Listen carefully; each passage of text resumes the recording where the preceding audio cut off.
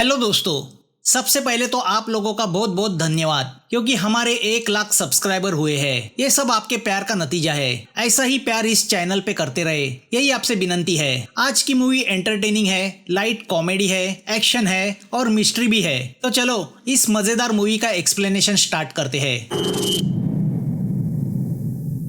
Kevin एक house husband है। जैसे हाउस वाइफ होती है वैसे घर की साफ सफाई से लेके लॉन्ड्री कुकिंग सब काम वो करता है। उसकी वाइफ मिसोना क्राइम इन्वेस्टिगेशन डिवीजन में सीनियर पुलिस डिटेक्टिव है। हाउस वाइफ की तरह मौका मिलने पर केविन अपने वाइफ के वॉलेट को साफ करने का काम भी करता रहता है, मगर वाइफ डिटेक्टिव है तो वो हमेशा पकड़ा जाता है। दोनों का स्वभाव एक दूसरे से बिल्कुल ऑपोजिट है। मिसोना को लगता है कि केविन से शादी करना ये उसके जिंदगी की सबसे बड़ी गलती है। वो इतनी हाई फाई पुलिस वाली और उसका हस्बैंड एकदम गाय जैसा। दोनों में कोई भी मैचिंग न होते हुए भी दोनों की गृहस्थी चल रही है क्योंकि केविन को अपनी वाइफ की सेवा करना अच्छा लगता है। वो उसे चाहता है। केविन स्कूल वैन चलाने का काम करता है। वो बच्चों की केयर भी लेता है और उनके डिमांड करने पर कार को ड्रिफ्टिंग मार के उनका मनोरंजन भी करता है। मिसोना काफी सिंसियर और ब्रिलियंट पुलिस डिटेक्टिव है। उसके 3 असिस्टेंट हैं, टॉमी, मॉन्टी और मिकी। ड्रग डीलर के आपस के मैसेजिंग से वो उनके कार का नंबर और डिलीवरी की डेट भी बड़ी खूबी से निकाल लेती है। उसका फेवरेट वेपन है शॉक नकल्स।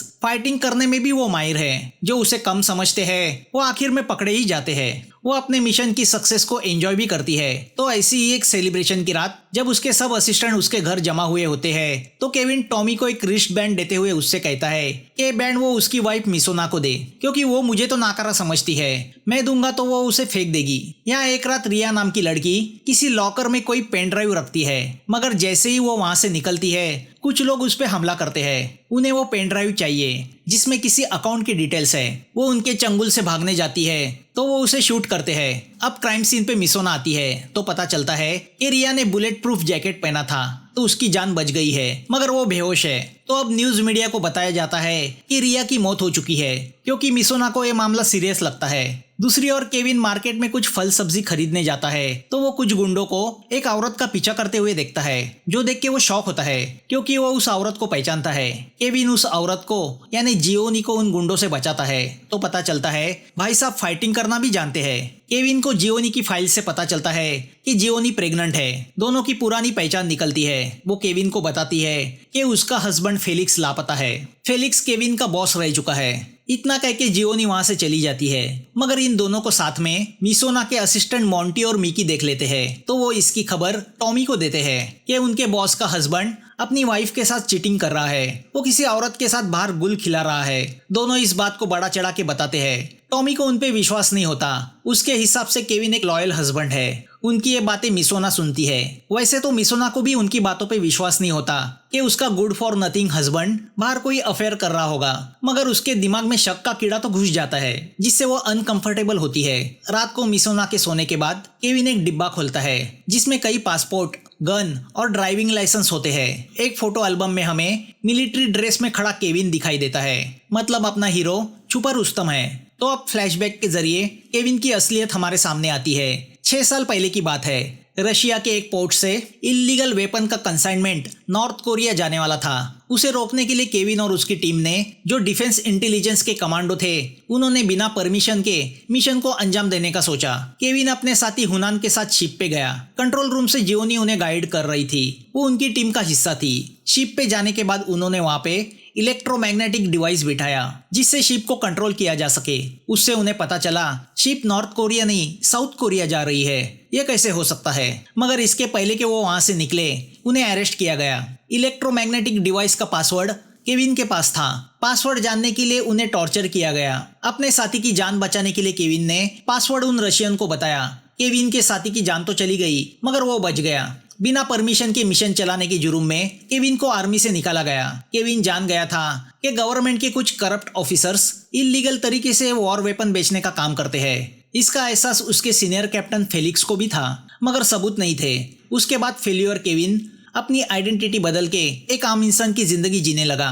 यहाँ मिसोना के मॉन्टी और मिकी केविन पे नजर रखने लगते हैं। वो केविन और जियोनी को मिलते हुए देखते हैं तो दूसरी ओर मिसोना रिया की इंफॉर्मेशन निकालती है तो उसे पता चलता है ये रिया किसी फाइनेंस कंपनी में काम करती थी, जिनके कुछ एम्प्लॉई पिछले 1 महीने में अजीब तरीके से मारे गए हैं और कंपनी का बॉस फेलिक्स लापता है। मिसोना ये नोटिस करती है कि केविन आजकल कुछ डिस्टर्ब है। तभी उसे पता चलता है कि केविन इस जियोनी से मिलने लगा है, जिससे वो शॉक होती है। यहाँ जियोनी केविन को अपने घर में बनाए छुपे तहखाने में लेके आती है। वो बताती है कि उसका हस्बैंड फेलिक्स, जो कभी केविन का बॉस था, वो किसी षड्यंत्र का पर्दाफाश करने के पीछे था। षड्यंत्र जो गवर्नमेंट के किसी बड़े फ्रॉड को लेके है, और इसी बात को लेके उसे किडनैप किया गया। जियोनी फेलिक्स को ढूंढने में केविन की मदद चाहती है। वो उसे एक पेन दिखाती है जो किसी ने उसके घर भेजा था। पेन में एक कोड नंबर होता है जिसे इंटरनेट पे रन करने से पता चलता है वो मैसेजिंग सॉफ्टवेयर है। जियोनी वहां मैसेज करती है कि वो मिलना चाहती है, तो सामने से जवाब आता है कि वो अगले दिन ओइडा होटल रूम नंबर 315 में 4 बजे पहुंच जाए। यहाँ मिसोना इस बात पे डिप्रेस है कि उसके हस्बैंड का चक्कर चल रहा है। टॉमी उससे कहता है कि वो सीधा जाके केविन को इसके बारे में पूछे, मगर मिसोना पुलिस के तरीके से केविन की इन्वेस्टिगेशन करने की सोचती है, क्योंकि उसे लगता है केविन का ये प्यार का मामला पुराना है। वो केविन की चीजों की तलाशी लेती है, मगर उसमें उसे केविन ने जतन की हुई मिसोना की पेपर कटिंग मिलती है, जिससे पता चलता है मिसोना गन शूटिंग में नेशनल चैंपियन रह चुकी है। दूसरे दिन मिसोना टॉमी के साथ मिलके केविन के कार का पीछा करने लगती है और होटल तक पहुंच जाती है, जहां वो केविन को जियोनी से मिलते हुए देखती है। वो देख के मिसोना को गुस्सा कंट्रोल नहीं होता। टॉमी कैसे वैसे उसे रोकता है। तभी मिसोना को डिपार्टमेंट से फोन आता है कि उन्हें रिया केस में कुछ सबूत हाथ लगे हैं, मगर वहां से निकलने के पहले मिसोना अपनी कार से केविन की कार को ब्लॉक कर देती है। या केविन और जियोनी को दूसरी रूम में बुलाया जाता है, जहां बेनोंग नाम का शख्स उन्हें मिलता है। वो बताता है कि नेशनल डिफेंस मिनिस्ट्री ने रशिया से मिलिट्री वेपन खरीदने का कॉन्ट्रैक्ट किया।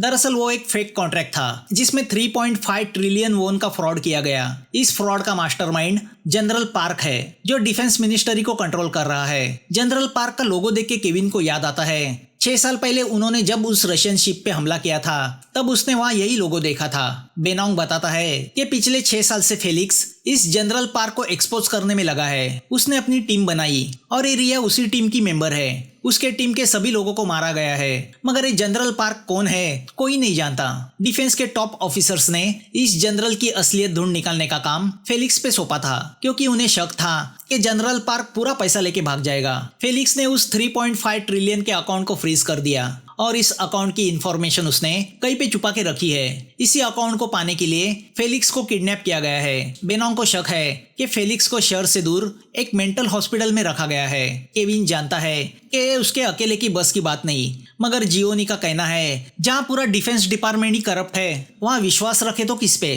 तो वो दोनों ही इस मिशन को अंजाम देने का फैसला करते हैं। यहाँ शाम को मिसोना होटल लौटती है और अपनी कार से जियोनी के फिंगरप्रिंट्स हासिल करती है। रात को केविन के सोने के बाद मिसोना बड़ी अक्लमंदी से केविन के फोन को अनलॉक करती है और उसके फोन को अपने क्लोन फोन के साथ लिंक कर देती है। मतलब केविन के फोन पे जो भी एक्टिविटी होगी उसे इस क्लोन फोन के जरिए पता चलेगा।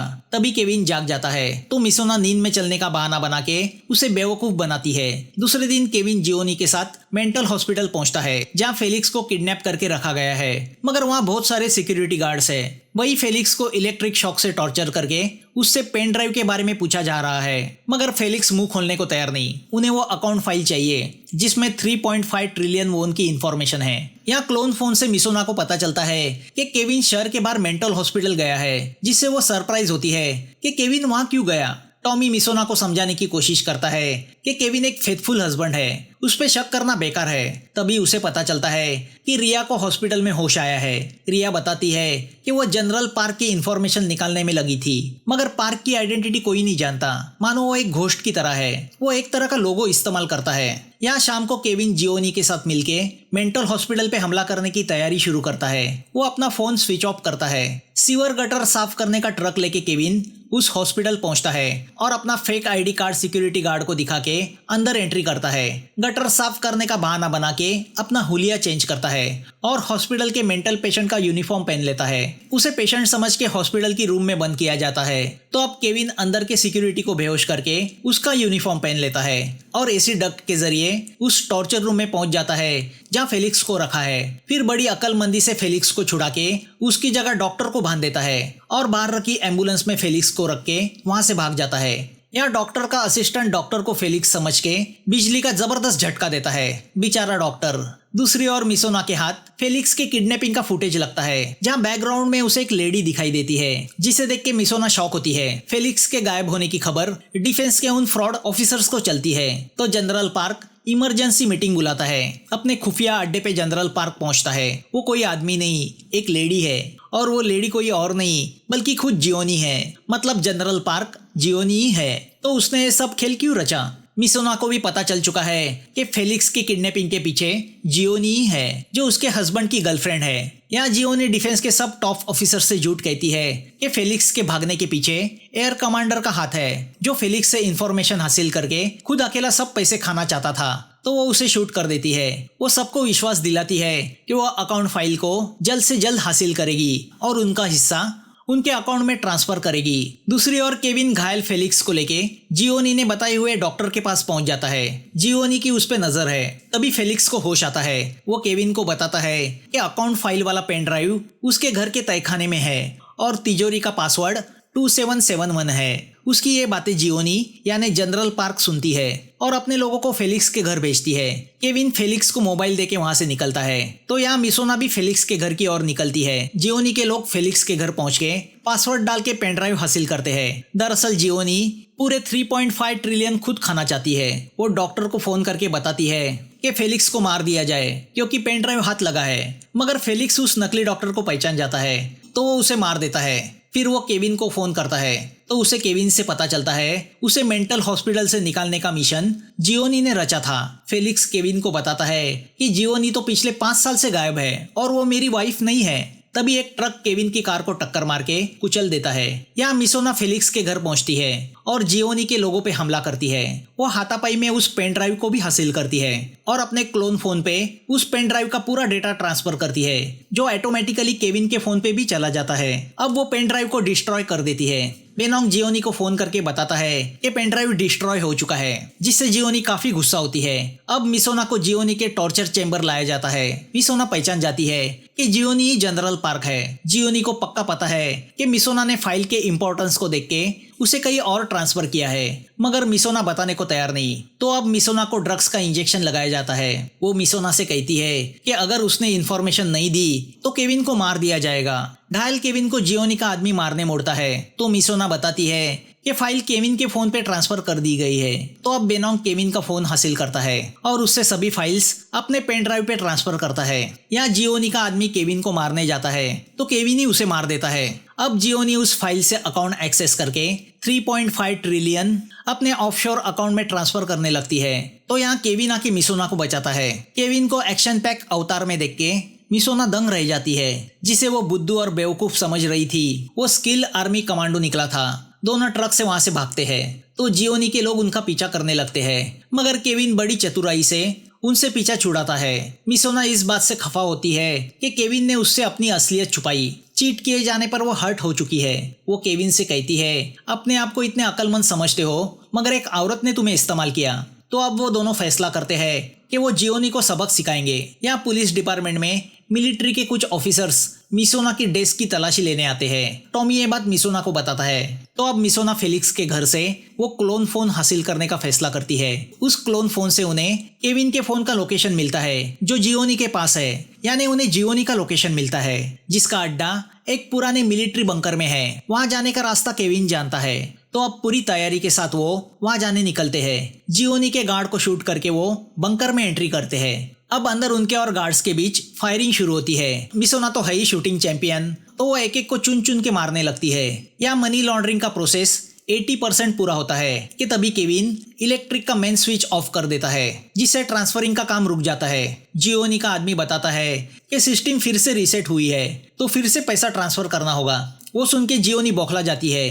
तभी केविन वॉकी टॉकी से उससे कहता है कि वो वहां पहुंच चुका है, तो अब उसका बच के भागना नामुमकिन है। अब केविन और मिसोना जियोनी के लोगों के साथ वॉर जारी रखते हुए आगे बढ़ते हैं। तो जियोनी बैंक डेटा की हार्ड डिस्क बैग में डाल के वहां से भागने निकलती है, मगर बॉम्ब के लपेटे में आके जख्मी होती है। तो अब 2 सिक्योरिटी गार्ड आके उसे उसकी कार तक एस्कॉर्ट करते हैं, मगर कार में बैठने के बाद जियोनी को पता चलता है कि वो 2 गार्ड कोई और नहीं बल्कि केविन और मिसोना है। तभी बेनोंग आके उनकी कार को टक्कर मारता है। तो अब बेनोंग और केविन के बीच फाइट शुरू होती है। तो उधर मिसोना और जियोनी के बीच फाइट होती है। केविन शूट करके बेनोंग को मार देता है। तो मौका देख के जियोनी कार से भागती है। शूटिंग चैंपियन मिसोना वही पड़े सिलेंडर के नॉब को शूट करके बराबर जियोनी की कार को पलटा देती है।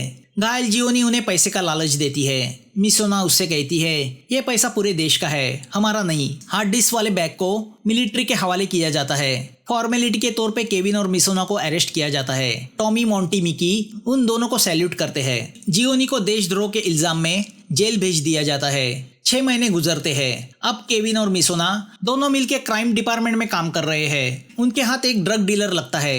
वो एक ड्रग लॉर्ड के लिए काम करता है जो पादरी के भेष में ड्रग डीलिंग का काम करता है। गुंडा बताता है कि वो ड्रग लॉर्ड बिल्कुल केविन की तरह दिखता है, मानो दोनों जुड़वा भाई हो। वो सुन के केविन शॉक होता है क्योंकि केविन का एक जुड़वा भाई भी है। तो क्या अगले पार्ट में 2 जुड़वा भाई आपस में टकराएंगे? दूसरा पार्ट आया तो उसे जरूर एक्सप्लेन करेंगे। दोस्तों फिर से आपका बहुत बहुत शुक्रिया। यही प्यार बनाए रखे, क्योंकि आप है तो हम है। फिर मिलेंगे नई मूवी के साथ। Bye and take care.